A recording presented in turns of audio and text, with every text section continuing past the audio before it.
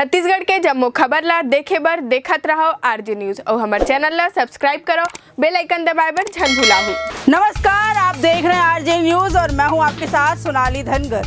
जांजगीर चांपा जिले के सिवरी नारायण में नारायण खंडेलिया के नेतृत्व में स्वर्गीय विद्याचरण शुक्ल की पुण्यतिथि गुरुवार को 11 जून को शहादत दिवस के रूप में मनाया गया। इस मौके पर खंडेलिया कॉम्प्लेक्स के सामने स्वर्गीय विद्याचरण शुक्ल के छाया चित्र में पुष्प सुमन कर श्रद्धांजलि अर्पित किए। इस दौरान कांग्रेस जन में प्रमुख रूप से पूर्व लोकसभा प्रत्याशी रवि परसराम भारद्वाज, राकेश वर्मा, कृष्ण केसरवानी, यशवंत केसरवानी, नितेश खंडेलिया, आनंद खंडेलिया, इकबाल खान सहित कांग्रेस जन उपस्थित थे। निश्चित रूप से माननीय पंडित विद्याचरण शुक्ल जी छत्तीसगढ़ के माटी पुत्र रहे, छत्तीसगढ़ के जन नायक रहे और छत्तीसगढ़ के उत्तरोत्तर विकास के लिए वो सदा संघर्ष करते रहे। लगातार केंद्रीय मंत्रिमंडल में उनका स्थान बनता था। प्रधानमंत्री बदलते थे, लेकिन हर प्रधानमंत्रित्व के कार्यकाल में माननीय पंडित विद्याचरण शुक्ल जी मंत्री हुआ करते थे। छत्तीसगढ़ से उनको बहुत प्रेम था, छत्तीसगढ़ के विकास में सदा वो तत्पर रहते थे। लेकिन 25 मई को नक्सलियों द्वारा बर्बरतापूर्वक छत्तीसगढ़ के प्रदेश कांग्रेस कमेटी के सम्माननीय अध्यक्ष नंद कुमार पटेल जी और उनके साथ में हमारे बहुत वरिष्ठ जो सदस्य थे कांग्रेस के, उनके ऊपर बर्बरतापूर्वक उन्होंने प्रघात किया और उसी में पंडित विद्याचरण शुक्ल जी घायल हुए और 11 जून को उनका शरीर शांत दिल्ली के अस्पताल में हुआ। शहीद पंडित विद्याचरण शुक्ल को हम श्रद्धा सुमन अर्पित करते हैं, श्रद्धांजलि अर्पित करते हैं और भगवान शिवनारायण से, श्री स्वयं बालाजी भगवान से प्रार्थना करना चाहते हैं कि उनके आत्मा को चिरस्थायी शांति प्रदान करें और अपने चरण में, अपने शरण में उन्हें स्थान दें और उनके जो अपने लोग हैं, उनको चाहने वाले लोग हैं। आज पंडित विद्याचरण शुक्ल जी हमारे बीच में नहीं हैं, लेकिन उन्होंने छत्तीसगढ़ के हित के लिए विकास जो कुछ भी काम किया है वो हमारे सामने है। उनसे प्रेरणा लेकर के आगे सेवा कार्य सभी लोग करते रहेंगे, ऐसा मैं कामना भी करता हूँ। स्वर्गीय विद्या भैया जी का आज शहादत दिवस है। 25 मई को झीरम घाटी में गोली लगने के बाद 11-12 दिन जो उन्होंने संघर्ष किया,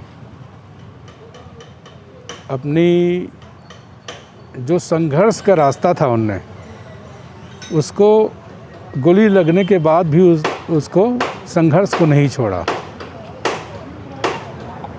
हमारे प्रदेश के 30 नेता झीरम घाटी में मारे गए, शहीद हुए और आज तक केंद्र सरकार ने उसका जांच पूरा नहीं करवाया है, सीबीआई को नहीं दिया है। हम आज उनके शहादत दिवस में ऐसी मांग करते हैं कि जो अपराधी जिन्हें षड्यंत्र करा था, उस झीरम घटना का षड्यंत्र जिनने रचा था, उनको उनके सही जगह पे, उनके सही स्थान पे कानून के द्वारा भेजा जाए। विद्या भैया का जाना छत्तीसगढ़ के लिए अपूरणीय क्षति थी। छत्तीसगढ़ का पूरे भारत में उनकी पहचान एक अलग थी। 40 साल जिनने सांसद के रूप में इस देश को दिया है,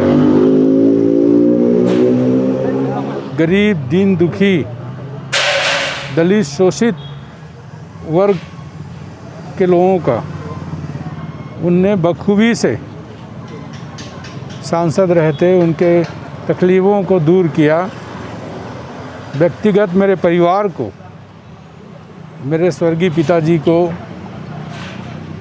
जो एक अनुसूचित जाति परिवार के थे उनको सरकारी नौकरी करते थे, उसके तौर पे उनको खोजा, उनको प्रथम बार सारंगगढ़ लोकसभा का टिकट दिए और मेरे परिवार के वो बहुत ही अग्रज थे हम लोगों के लिए। एक अग्रज का हाथ हम लोगों के सर से उठ गया। हम लोग उस दिन उनको बहुत अंतर्मन से उनको हम सादर नमन करते हैं और उनको भावभीन श्रद्धांजलि देते हैं। विद्या भैया जो आज अपन पृथक छत्तीसगढ़ में हैं, ये विद्या भैया की देन है। इन्होंने छत्तीसगढ़ परिषद का गठन कर उन्होंने पृथक छत्तीसगढ़ की मांग को बढ़ाया एवं छत्तीसगढ़ निर्माण में विद्या भैया का बहुत बड़ा हाथ रहा। जैसे सभी जानते हैं, विद्याचरण जी शुक्ला पूरे मध्य प्रदेश और छत्तीसगढ़ में एक कोई भी जन नेता हुआ करता था, उसमें से विद्याचरण जी अग्रणी थे।